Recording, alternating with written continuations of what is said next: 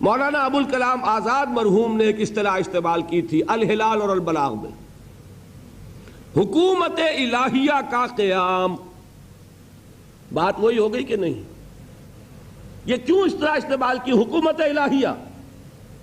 حکومت انگلشیہ تھی کہ نہیں اس وقت؟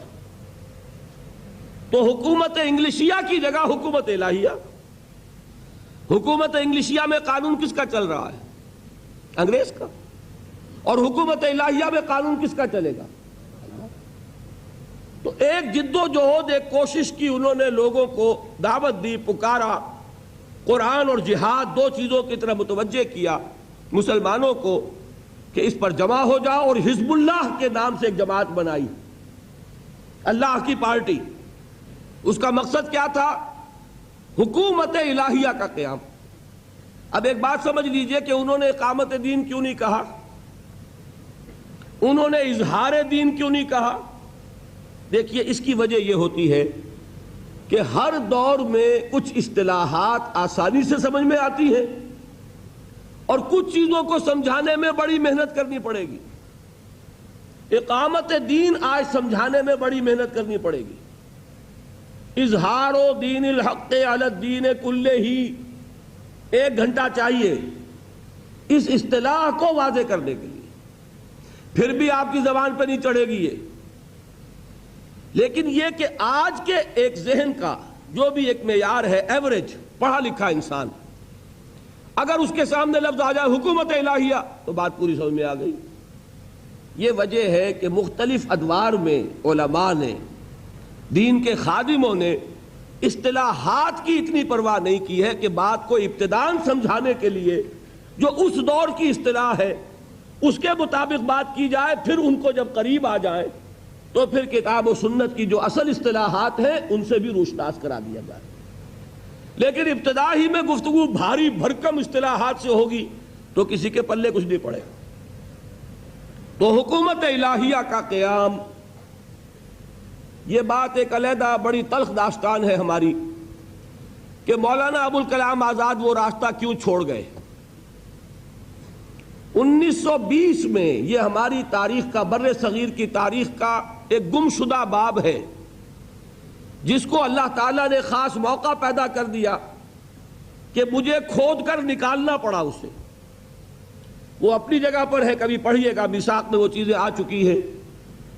1920 میں دہلی میں جمعیت العلماء ہند کا ایک اجلاس ہوا، دوسرا اجلاس تھا یہ آل انڈیا اجلاس۔ اس کے صدر کون تھے؟ حضرت شیخ الہند مولانا محمود حسن دیوبندی رحمت اللہ علیہ۔ یہ وہ شخصیت ہے جن کے نام سے آپ نے سنا ہوگا، وہ ریشمی رومالوں کی تحریک، ہجرت کی تحریک، جن کو انگریز نے گرفتار کروایا کہاں سے؟ حرم سے، حرم شریف سے، مکے سے، شریف حسین والی مکہ کے ذریعے، اور پھر کہاں رکھا؟ مالٹا میں، ہندوستان نہیں بھیجا۔ بدقسمتی ہماری یہ ہے کہ ہم اپنے اسلاف جو اس صدی کے اسلاف ہیں ان سے بھی واقف نہیں۔ بہت سے چہروں کو میں دیکھ رہا ہوں بلینک ہیں بالکل، کہ یہ کیا گریک ہے، یہ کیا کون سے زمانے کی باتیں ہو رہی ہیں۔ اس صدی کی بات ہے۔ 1920 کو کتنا عرصہ گزرا؟ 65 برس۔ کل قوموں کی زندگی میں کیا حقیقت ہوتی ہے، لیکن واقعہ یہ ہے کہ ہمیں اس طرح کاٹا گیا ہے، ہمیں اپنے اس صدی کے اسلاف کا پتہ نہیں، تو پچھلے صدی کی تحریک شہیدین کیا کہاں معلوم ہوگی؟ کون تھے سید احمد بریلوی اور کون تھے شاہ اسماعیل شہید، اور یہ کون تھا، کس کا خون بہا، یہ بالا کوٹ میں کس کا خون جذب ہوا ہے، کیا پتا کسی کو، کتنے لوگ ہوں گے۔ ہمیں تو یہ معلوم ہے کہ دبئی میں کیا چیز اچھی ملتی ہے اور ابو ظبی میں کون سی چیز سستی ہے۔ ایک چکر یہی ہے، اللہ اللہ خیر صلی اللہ، جو آئے گا اس کی ساری توجہ جو ہے بازار پر ہوگی، دکانوں پر ہوگی۔ یہاں نہیں، حج پر جو جاتے ہیں ان کی ساری توجہ بازار پر، دکانوں پر۔ ہمیں فکر ہی نہیں کہ ہم جانے سمجھیں۔ بہرحال اب اس وقت جان لیجئے، مجھ پر اعتماد کر لیجئے، اس صدی کی عظیم ترین شخصیتیں ہندوستان کے اعتبار سے کم میرے نزدیک وہ پورے عالم اسلام کے اعتبار سے عظیم ترین ہیں۔ یہ بر صغیر پاک و ہند کا یہ اعزاز ہے اللہ کی طرف سے عطا کردہ کہ اس صدی کی عالم اسلام کی دو عظیم ترین شخصیتیں بر صغیر کی ہیں۔ علماء کے حلقے میں سے اٹھنے والی شخصیتوں میں حضرت شیخ الہند مولانا محمود حسن دیوبندی، اور اسکولوں اور کالجوں اور یونیورسٹیوں سے آنے والوں میں علامہ محمد اقبال۔ یہ دو عظیم ترین شخصیتیں ہیں جن کے ٹکر کی کوئی شخصیت پورے عالم اسلام میں نہیں۔ بہرحال انہوں نے یہ کوشش کی تھی۔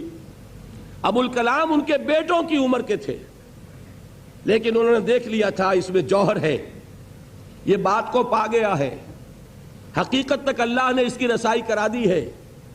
الہلال اور البلاغ بڑے شوق سے پڑھتے تھے شیخ الہند۔ انہوں نے تجویز کی تھی 1920 میں کہ ابوالکلام کو امام الہند مانو اور اس کے ہاتھ پر بیعت جہاد کرو اور اللہ کے دین کے غلبے کے لیے سربکف ہو جاؤ۔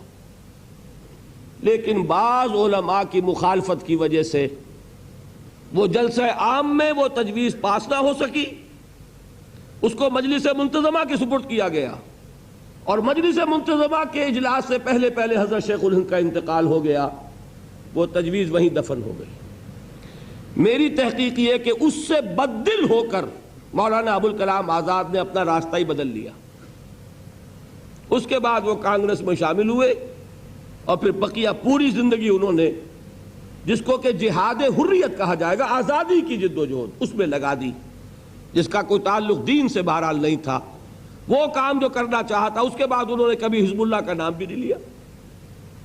اس کے بعد ایک اور شخصیت اٹھ کر آئی، وہ تھے مولانا سید ابو الاعلیٰ مودودی مرحوم۔ انہوں نے وہی حکومت الہیہ کا لفظ شروع کیا۔ حکومت الہیہ کے قیام کے لیے انہوں نے جماعت اسلامی قائم کی۔ تو میں صرف اس وقت یہ بتانا چاہتا ہوں کہ ایک اصطلاح جو ہے جو اس صدی میں استعمال ہوئی وہ کیا ہے؟ قیام حکومت الہیہ۔ اس سے آگے پاکستان میں آنے کے بعد اب حکومت الہیہ کا مطلب کیا ہے؟ اس کو اور سادہ کر کے اصطلاح استعمال کی گئی، نفاذ نظام اسلامی۔ اس کے بعد جب یہ چلی تھی تحریک بھٹو کے خلاف، اینٹی بھٹو موومنٹ، جب اسے مشرف با اسلام کیا گیا تو ایک اصطلاح استعمال کی گئی، نفاذ نظام مصطفیٰ۔ یہ ساری اصطلاحات جو ہیں ان کا مفہوم وہی ہے۔ نظام مصطفیٰ کے نفاذ کا مطلب کیا؟ نظام اسلامی کے نفاذ کا مطلب کیا؟ حکومت الہیہ کے نفاذ کا مطلب کیا؟ بالکل وہی ہے جو آسمانی بادشاہت کا، جو ہے اللہ تیری حکومت آئے، جو اقامت دین، جو تکبیر رب، جو اظہار دین، جو اعلاء کلمت اللہ، جو یکون الدین کلہ للہ۔ یہ اصطلاحات اب کتنی ہو گئی؟ 9 ہوئی، غالباً 10ویں وہ ہے جو میں آج آپ کے سامنے رکھ رہا ہوں، انقلاب اسلامی۔ اسلامی انقلاب، اس لیے کہ انقلاب کے معنی کیا ہے؟ نظام کو بدلنا۔ ایک نظام ہے اللہ کا نظام، ایک نظام ہے جمہوری نظام، سیکولر نظام۔ اس نظام کو ہٹا کر اللہ کا نظام آئے گا، اسی کا نام انقلاب ہے۔ اگر کسی جگہ پر سرمایہ دارانہ نظام ہے تو وہ ہٹے گا تو اشتراکی نظام آئے گا۔ یہ تو نہیں ہو سکتا کہ سرمایہ دارانہ نظام بھی رہے، اشتراکی نظام بھی آ جائے۔ ایک نظام کو ہٹائیں گے تو دوسرا آئے گا۔ اس معنی میں اسلامی انقلاب کی اصطلاح جو آج استعمال ہو رہی ہے وہ بالکل انہی اصطلاحات کا آج کے زمانے میں عام فہم انداز ہے، سمجھانے کے لیے، ذہنوں تک لانے کے لیے۔ یہ ہے اقامت دین کا مفہوم۔ اب آئیے دوسری بات، دیکھیے اس اسلامی انقلاب کے اعتبار سے یا اقامت دین کے اعتبار سے جب ہم پچھلی تاریخ کا جائزہ لیتے ہیں تو ایک حقیقت ابھر کر سامنے آتی ہے کہ تاریخ میں، پوری انسانی تاریخ میں، ایک ہی انسانی زندگی میں ایک پورے انقلاب کا آ جانا، دین کا پوری طرح غالب ہو جانا صرف ایک مرتبہ ہوا ہے، اور وہ ہے محمد الرسول اللہ صلی اللہ علیہ وسلم کی مثال۔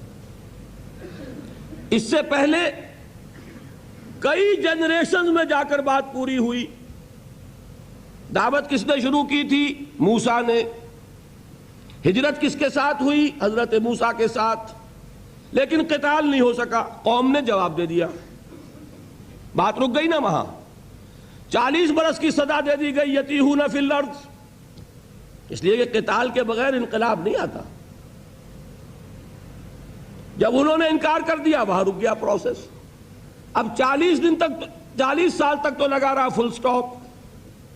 اس کے بعد حضرت یوشع ابن نون کی سرکردگی میں بنی اسرائیل نے قتال بھی کیا. فلسطین پر کچھ غلبہ بھی ہو گیا، لیکن غلبہ مکمل نہیں ہوا.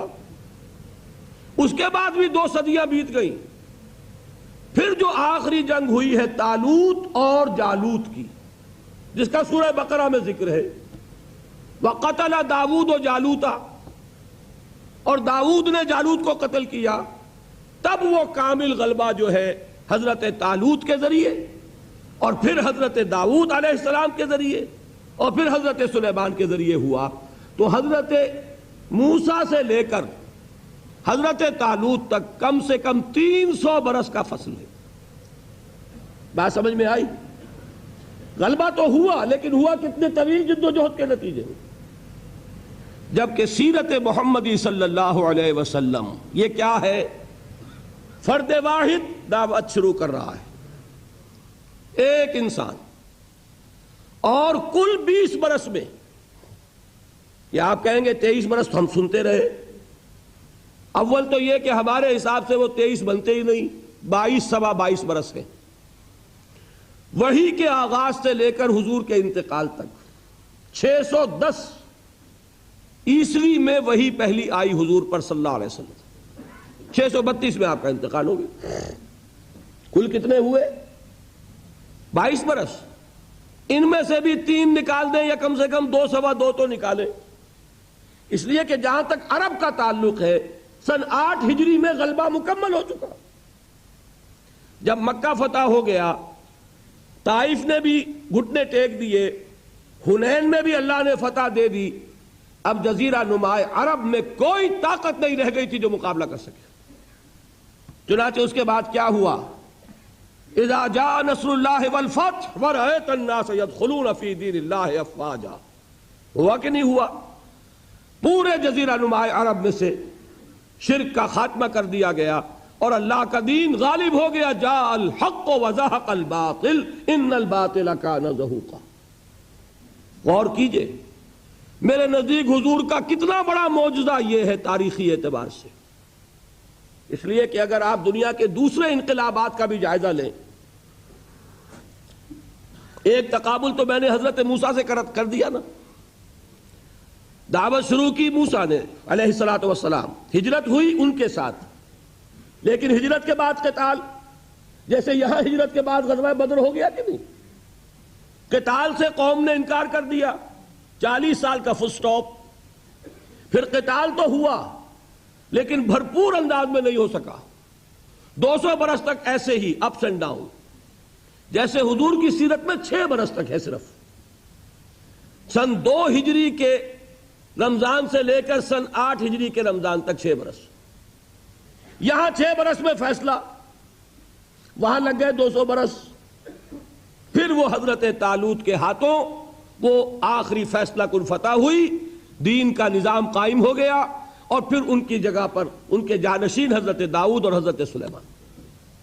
یہاں کیا ہوا؟ 20 برس میں فرد واحد نے دعوت شروع کی صلی اللہ علیہ وسلم. یہ ہے اصل عظمت محمد کی صلی اللہ علیہ وسلم. ہم سمجھتے ہیں کہ عظمت شاید اس میں ہے کہ سایہ نہیں تھا. یا اللہ، یہ کون سی عظمت کی بات ہے؟ تھا بھی کہ نہیں تھا، یہ کوئی سند ہے نہیں ہے. لیکن بھائی اس میں عظمت کی بات کون سی؟ عظمت یہ ہے جس کی کوئی نظیر نہیں پوری تاریخ انسانی.